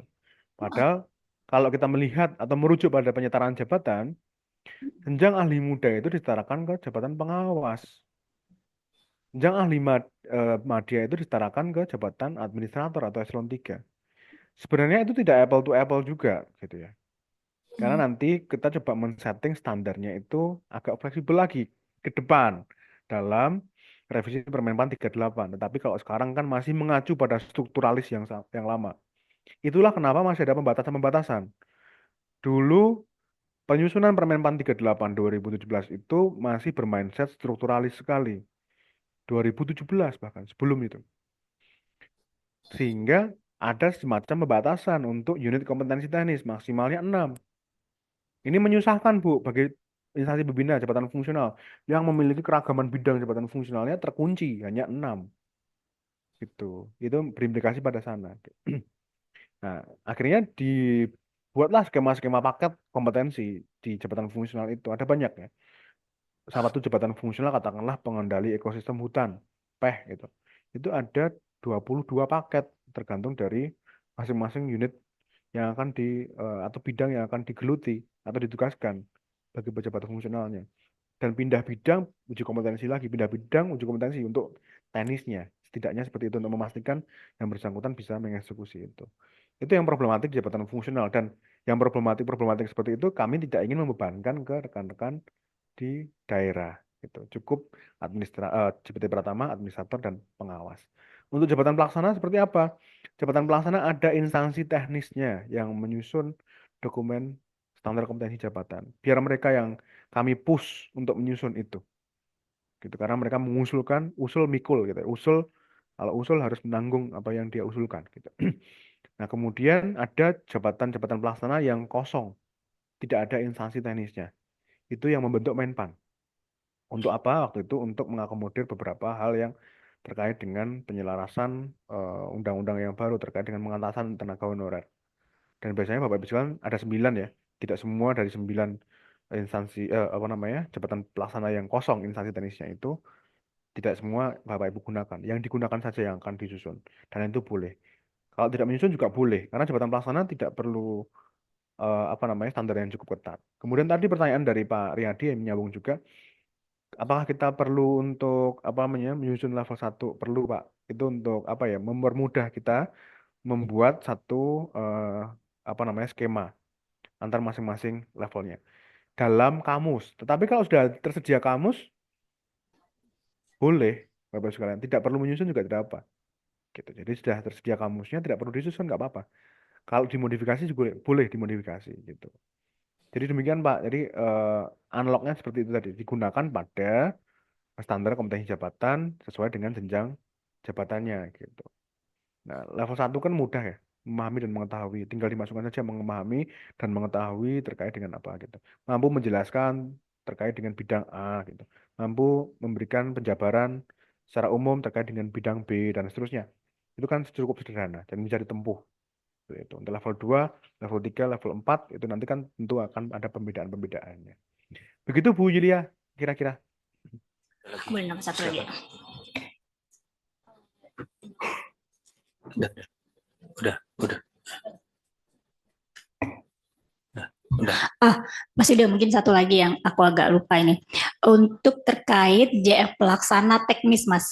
Jadi kan ada beberapa JF pelaksana teknis yang dia kalau untuk melaksanakan itu dia butuh sertifikat, kita ada membutuhkan sertifikat keahlian lagi. Apakah untuk seperti jabatan pelaksana teknis seperti itu, untuk kompetensi teknisnya kita seperti apa kira-kira? Contoh nih, misalkan kita butuh seperti kemarin kita butuh untuk jabatan nahkoda. Kalau di kami sendiri kan nahkoda itu kan salah satu jabatan pelaksana bisa dikatakan mungkin levelnya kalau kita berbicara nyusun SKJ itu kan dia berada di level 1. Tapi sedangkan untuk menjadi nahkoda dia butuh lagi sertifikat keahlian dan sertifikat keterampilan. Nah, kalau untuk posisinya di SKJ-nya seperti apa, Mas? Karena kan kalau kita berbicara sertifikat keahlian dan keterampilannya itu dia sudah cukup bisa dikatakan dia udah level 5. Memang kalau untuk kelas ya, kalau kelas 5 itu levelnya 5, kelas 4 ada level 4, itu otomatis kan kompetensinya sangat-sangat spesifik ya. Bisa dikatakan kalau dia hanya menepati untuk level 1 kan itu agak gimana ya, hanya memahami. Itu kira-kira gimana ya, Matis, tipsnya ya? Ya Bu, itu nahkoda kan berarti dari ini ya. Jadi di sistem itu besok ya audionya di antar sini. provinsi lain aja Bu, legend di Namo di Bu. Waduh. Kalau di sistem besok untuk SPPD itu. Lupa pindah. Oke, siap. Siapa? Terima kasih Pak. Untuk nahkoda itu instansi teknisnya ada Bu, Kementerian Perhubungan. Gitu. Jadi nahkoda itu instansi teknisnya adalah Kementerian Perhubungan dan kami sudah memberikan PR bagi Kementerian Perhubungan untuk memetakan ulang standar kompetensi yang mereka sudah ngedraft nyusun seperti itu, karena nahkoda juga ada nahkoda kapal kelas 1, nahkoda kapal kelas 2 dan lain sebagainya, sama-sama jabatan pelaksana. Apakah kita tentukan levelnya satu semua gitu? Apakah hanya memahami dan mengetahui? Nah, nanti akan coba kita berikan komposisi yang lain. Tetapi Bapak Ibu sekalian tidak perlu nyusun yang di nahkoda. Kalau mau menambahkan syarat-syarat terkait dengan sertifikasi atau sertifikat-sertifikat tertentu, itu biarlah nanti diatur oleh internal Bapak Ibu sekalian tanpa harus melekatkan pada standar kompetensi jabatan. Seperti itu. Melalui surat atau melalui keputusan, boleh. Tapi tidak harus menggunakan format standar kompetensi jabatan. Atau syarat-syarat jabatan lain boleh dilekatkan sana pada sertifikat-sertifikat tertentu yang diharuskan untuk mengeksekusi pekerjaan-pekerjaan tertentu. Khususnya dalam konteks ini tadi ya, contohnya adalah nahkoda. Kalau jabatan-jabatan lain misalnya ada syah bandar seperti itu. Kalau misalnya Bapak Ibu sekalian menggunakan ya di kementerian dinas perhubungan kalau tidak salah. Ada syah bandar pelabuhan kelas 1, kelas 2 gitu. Ketika Bapak Ibu sekalian menggunakan, nanti tidak perlu menyusun dokumen standar kompetensi jabatannya. Itu biar Kementerian Perhubungan yang bertanggung jawab untuk menyusun dokumen standar kompetensi jabatan. Biar Bapak Ibu tidak perlu, kami sebenarnya sederhana kan, Ibu bisa menangkap ya apa yang kami maksudnya. Jadi kami tidak ingin membebankan Bapak Ibu sekalian terlalu banyak gitu ya.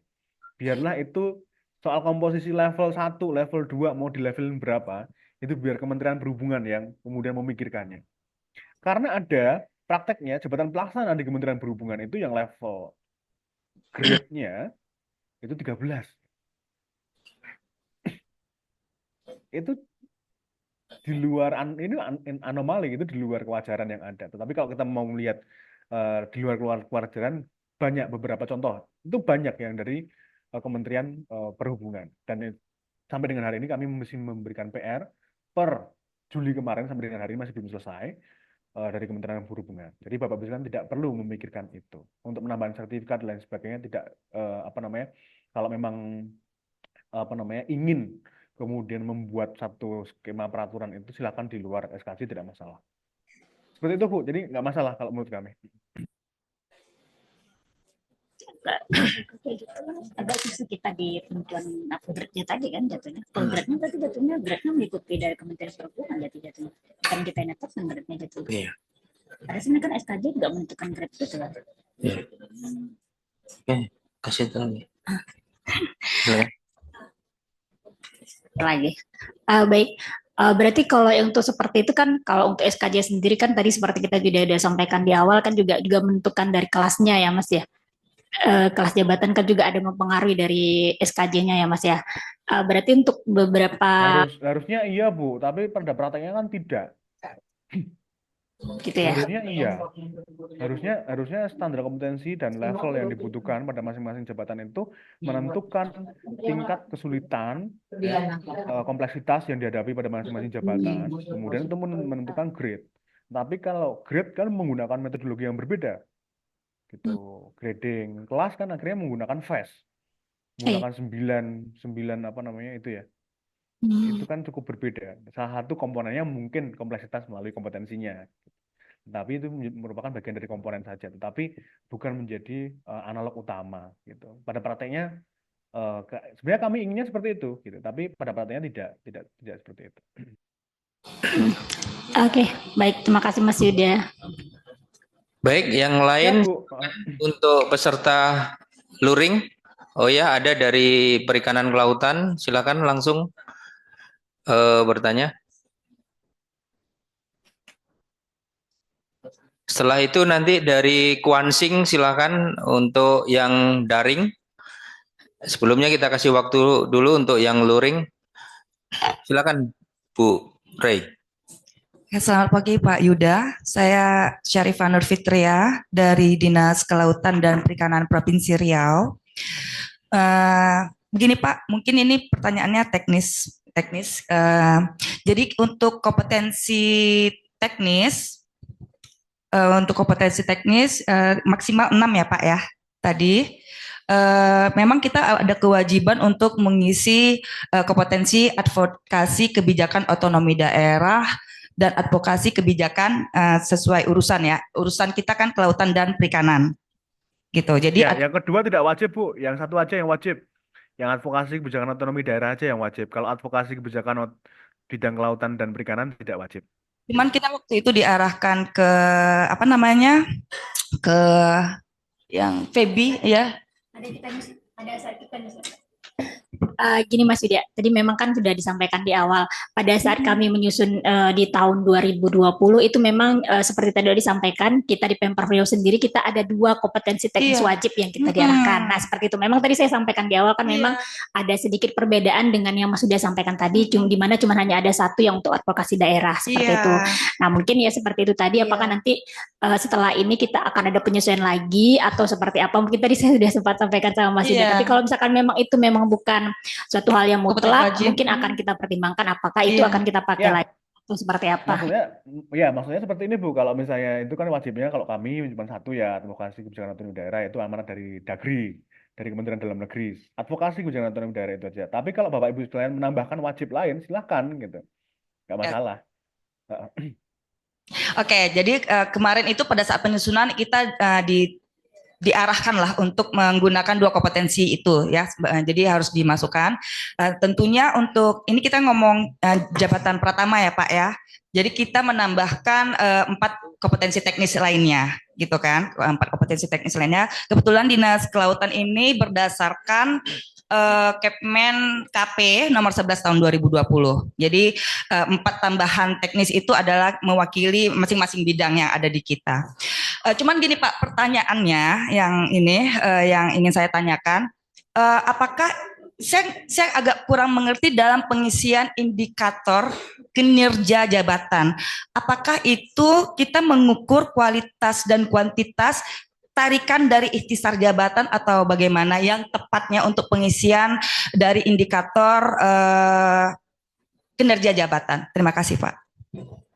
Ya, terima kasih Bu Sarifah. Jadi kalau untuk indikator kinerja jabatan tadi ya, saya jelaskan bahwa itu bukan merupakan alat untuk mengukur seseorang setelah duduk, tapi alat bantu untuk asesor atau penilai kompetensi merepresentasikan kompetensi yang dimiliki itu hasilnya seperti apa, kualitas dan kuantitas. Biasanya long lasting juga. Banyak yang kemudian bingung untuk kemudian menyusun indikator kinerja jabatan ini apa ya Mas, isinya SKP atau isinya Renstra dan lain sebagainya seperti itu. Tidak perlu seperti itu. Jadi sifatnya long lasting, bisa digunakan kapan saja, tidak tergantung tahun gitu ya. Jadinya di sana tidak kemudian indikator-indikator yang sifatnya rigid gitu. Karena ini indikator yang keluar sebelum istilah-istilah indikator yang lain itu muncul, Bu. Istilah-istilah indikator kinerja organisasi, indikator kinerja jabatan baru muncul 2019. Ini indikator pertama istilah indikator pertama yang muncul seperti itu. Dan ini tidak perlu Bapak Ibu sekalian terlalu risaukan karena ini sederhana saja ya tadi, representasi ditarik dari ikhtisar juga bisa, ditarik dari kompetensi teknis juga bisa.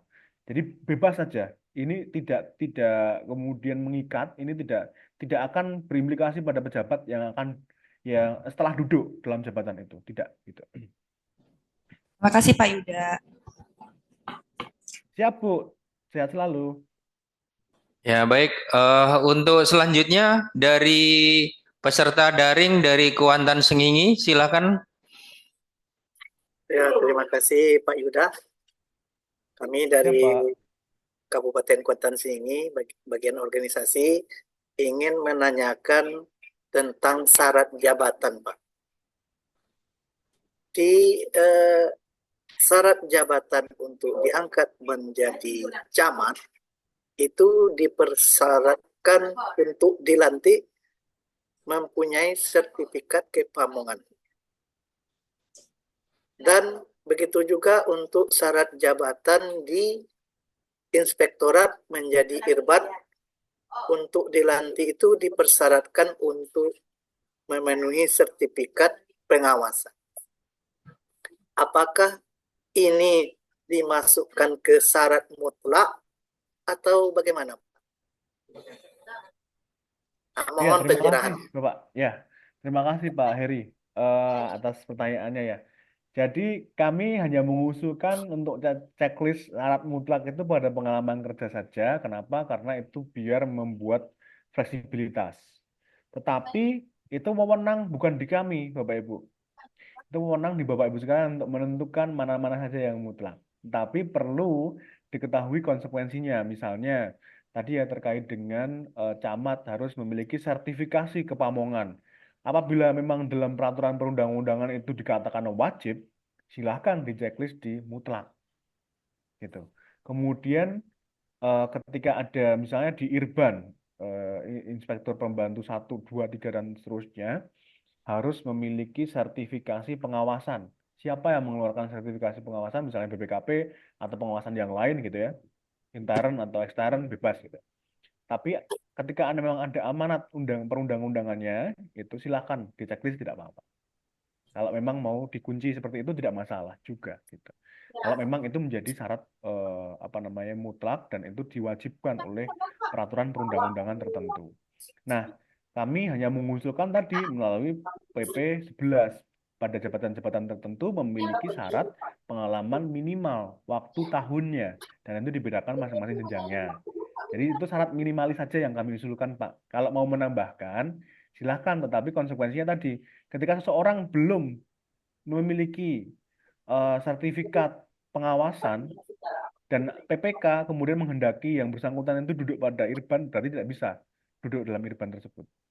Gitu kira-kira Pak. Jadi implikasinya silakan nanti diukur sendiri kira-kira mau dimasukkan atau tidak. Tapi kalau untuk PP 11 itu minimalis pasti tercapai gitu karena itu apa namanya syarat pengalaman yang sifatnya minimalis gitu.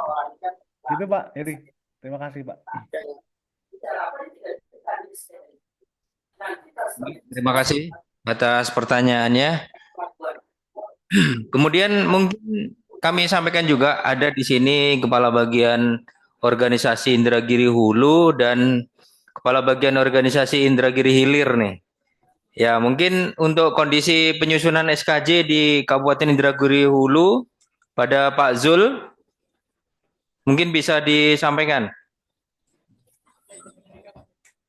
Baik, terima kasih. Kedengaran ya suaranya Mas Riyadi? Ya, Ya siap. terdengar Pak. Ya, baik. Ya, Assalamualaikum warahmatullahi wabarakatuh. Izin Waalaikumsalam warahmatullahi wabarakatuh. Pak Yuda, mohon bertanya terkait SKJ ini kami Inhul sudah pernah nyusun SKJ JPT itu tahun 2020.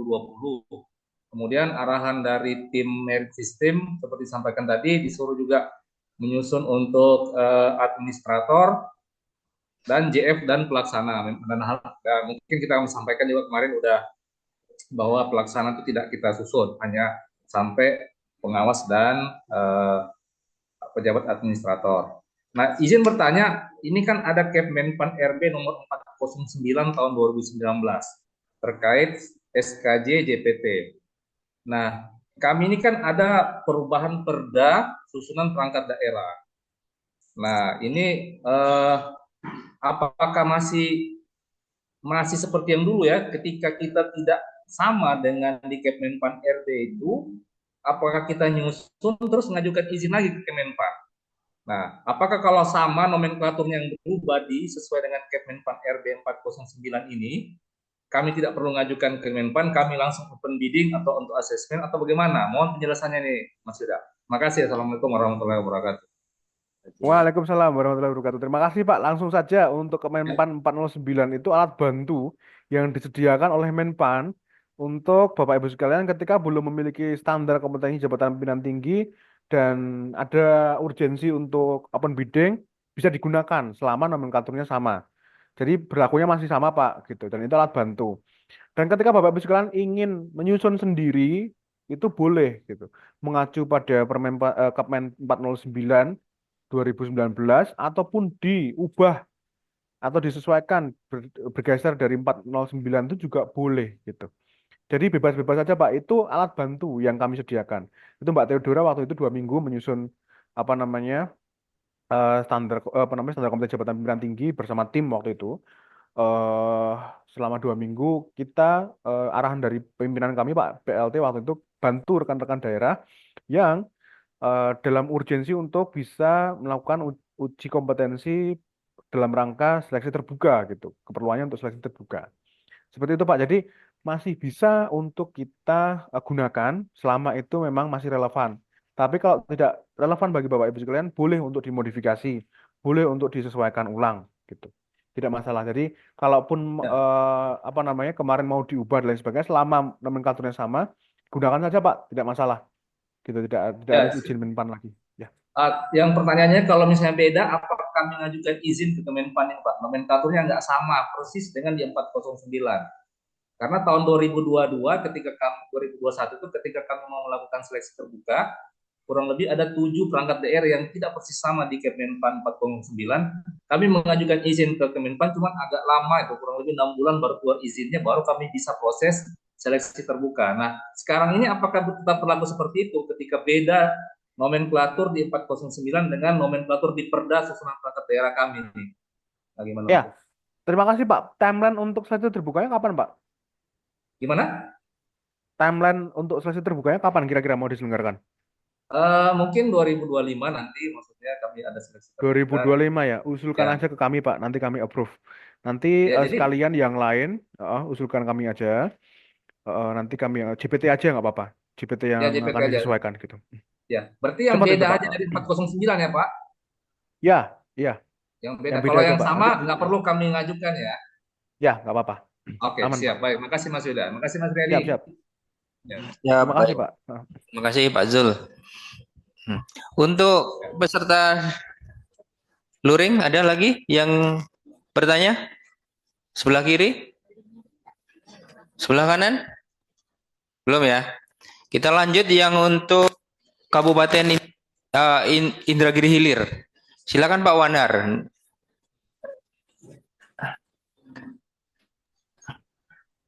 Makasih Pak Riyadi. Assalamualaikum warahmatullahi wabarakatuh. Salam. Pak Yuda yang kami hormati. Siap, Pak. Kami dari Kabupaten Indragiri Hilir memang SKJ sudah kami susun Pak sampai pelaksanaan terakhir di tahun 2020 Pak. Sebelum adanya penyerahan birokrasi. Nah, jadi ini memang udah kita susun kemudian tahun 2020.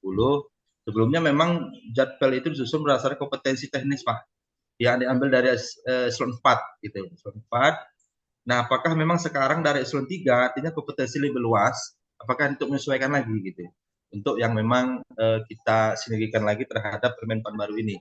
Yang pertama, yang kedua, sama dengan Inhu Pak Yuda, tahun depan kemungkinan kami akan ada penataan perangkat daerah gitu, penataan perangkat daerah.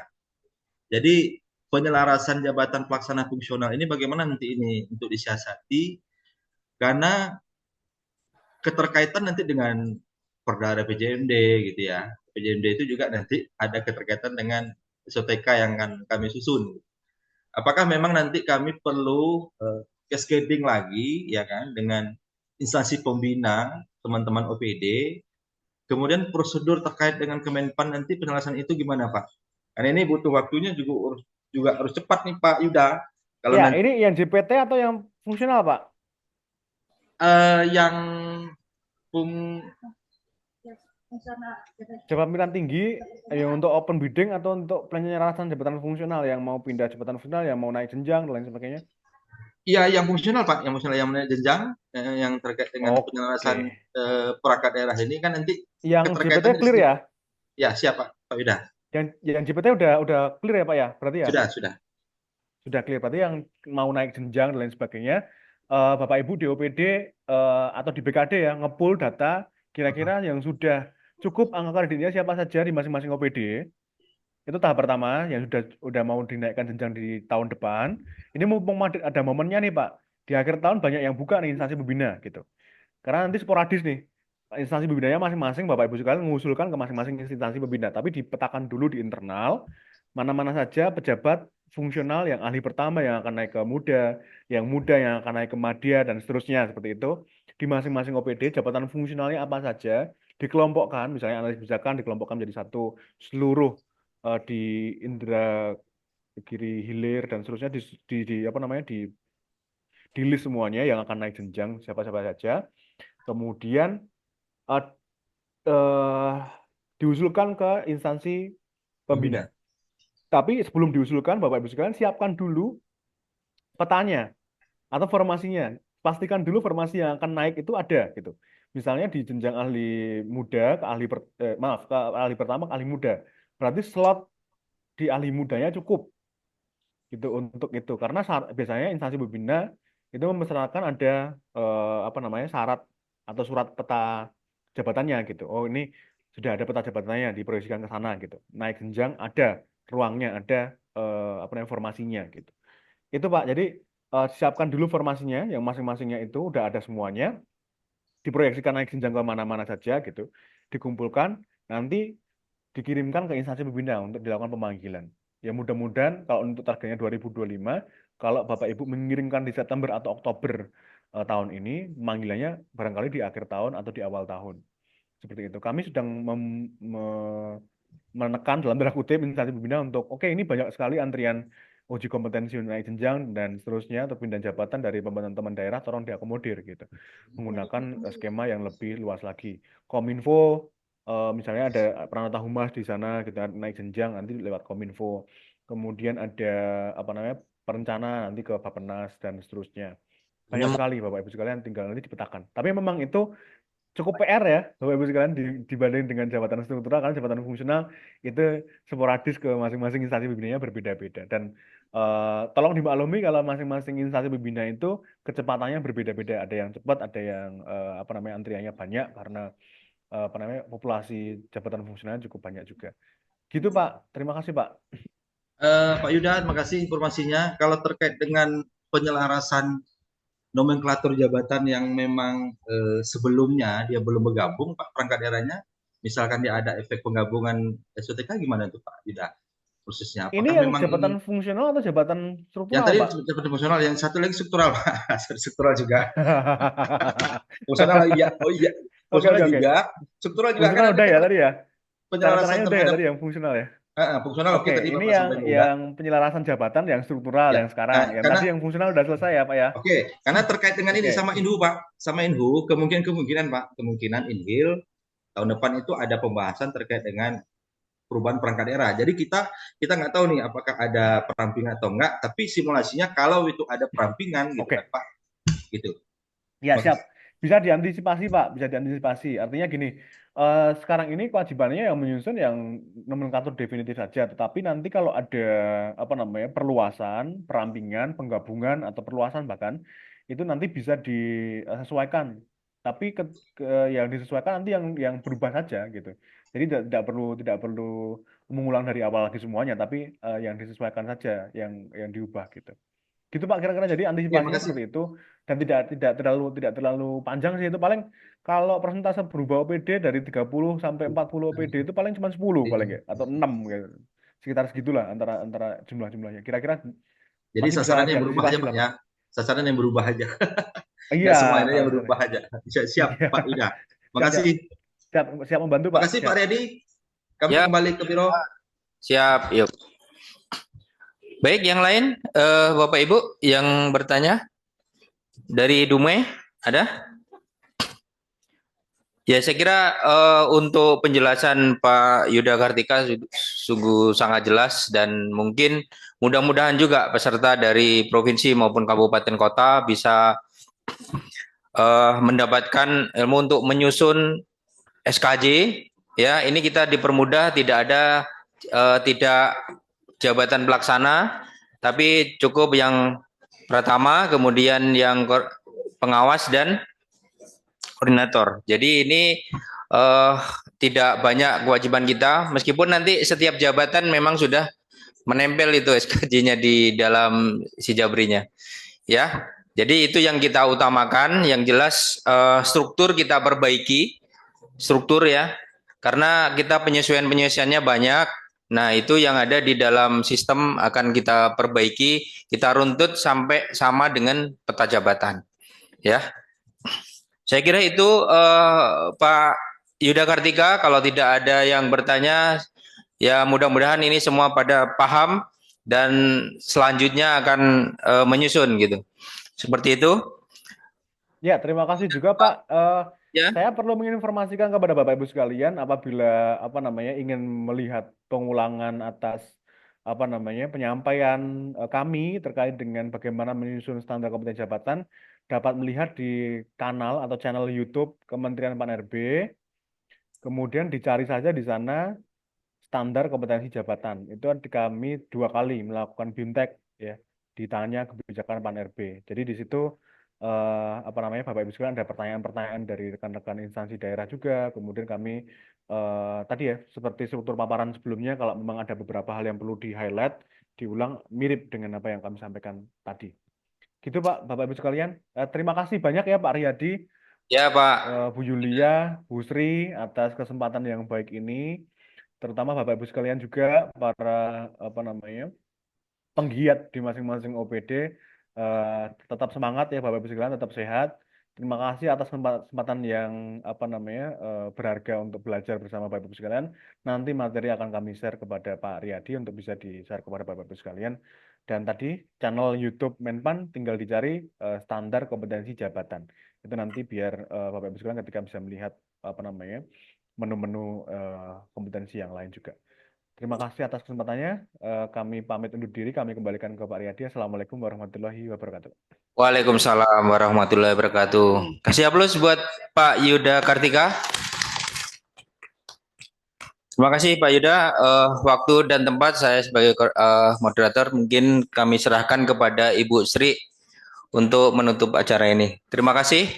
Saya akhiri. Wassalamualaikum warahmatullahi wabarakatuh. Waalaikumsalam. Silakan. Baiklah, kami dari Biro Organisasi Setda Provinsi Riau mengucapkan terima kasih kepada Bapak Yuda Kartika dari Kemenpan RB yang sudah secara gamblang yang memberikan pengarahan, bimbingan kepada kami terkait penyusunan standar kompetensi jabatan, Pak. Jadi mudah-mudahan teman-teman semua baik di Provinsi Riau maupun kabupaten kota bisa mengambil manfaat dari arahan Bapak terkait penyusunan standar kompetensi jabatan. Dan ini akan menjadi ini akan menjadi acuan kami, Pak, nantinya di dalam penyusunan standar kompetensi jabatan. Mungkin izin kami juga meminta nanti bisa di-share materi yang Bapak sampaikan, Pak, sehingga teman-teman bisa mempelajari lebih lanjut, baik di provinsi maupun kabupaten kota, dan juga kamus kompetisi SKJ-nya ya Pak ya? Kamus kompetisi teknis, Pak. Itu mungkin ya perlu kami peroleh, Pak ya, gitu untuk pedoman kami di dalam penyusunan SKJ ini. Mungkin sekali lagi kami ucap terima kasih banyak, Pak. Salam untuk teman-teman di Kemenpan RB. Sekaligus dengan berakhirnya pemaparan dari dan tanggung jawab yang telah kita laksanakan ini, secara resmi kami menutup acara bimbingan teknis penyusunan Anjab ABK dan SKJ di lingkungan pemerintah Provinsi Riau dengan mengucapkan Bismillahirrahmanirrahim. Secara resmi BIMTEK Anjab ABK dan penyusunan kompetensi jabatan ini kami tutup. Assalamualaikum warahmatullahi wabarakatuh. Waalaikumsalam warahmatullahi wabarakatuh. Terima kasih Pak Yuda.